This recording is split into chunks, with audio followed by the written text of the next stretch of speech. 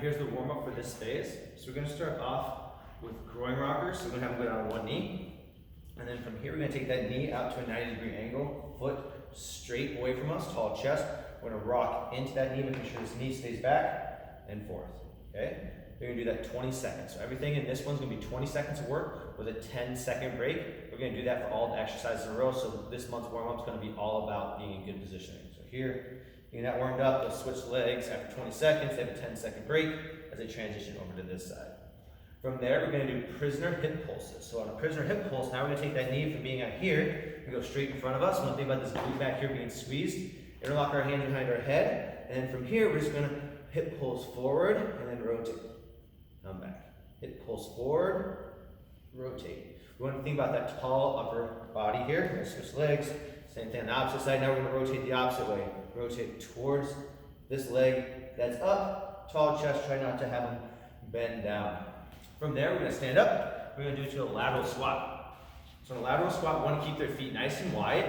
We want them to keep their feet in position, tall chest, sit down, side to side. Okay, trying to really stretch out that groin position. I want to keep this chest as tall as I can. If I need to create a little more flexibility, that's totally fine here. Try to keep this heel on the ground as well.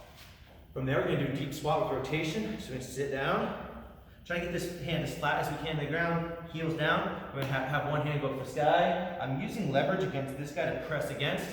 Rotate up, down. Switch arms, same thing. Pressing, up, coming back down. We're just gonna rotate back and forth for 20 seconds. From there, we can do toe touches. On toe touch, we're gonna bend over, try to get nice and long, touch those toes. Come up every time, squeeze those hips nice and tight. We can loosen up those hamstrings a little bit, engage them. Come back a little farther. Up, back down. Toe touches. From there, we're gonna do knee tucked overhead lunge. So on knee tucked overhead lunge, we're gonna pull that knee nice and tight, pull tall. From here, overhead lunge, forward, up, stand back, switch legs, up, here, stand tall. Think about putting pressure in this front heel and driving yourself backwards as you do that.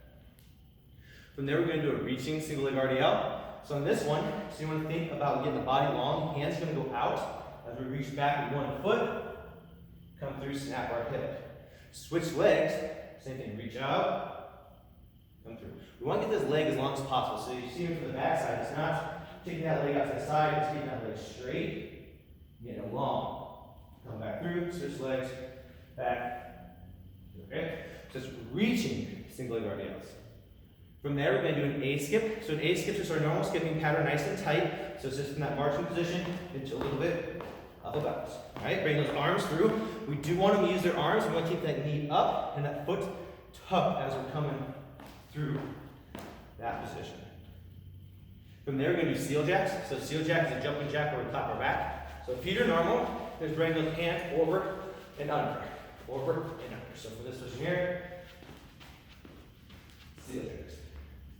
Last one, we're going to do a figure 8 dot drill. So we have that 5 diagram, 1, 2, 3, 4, 5, and we go in a figure 8 down. Up, up, and then 8. Now I can go the opposite way if I want, but we just want to keep them going inside of a figure 8 for 20 seconds.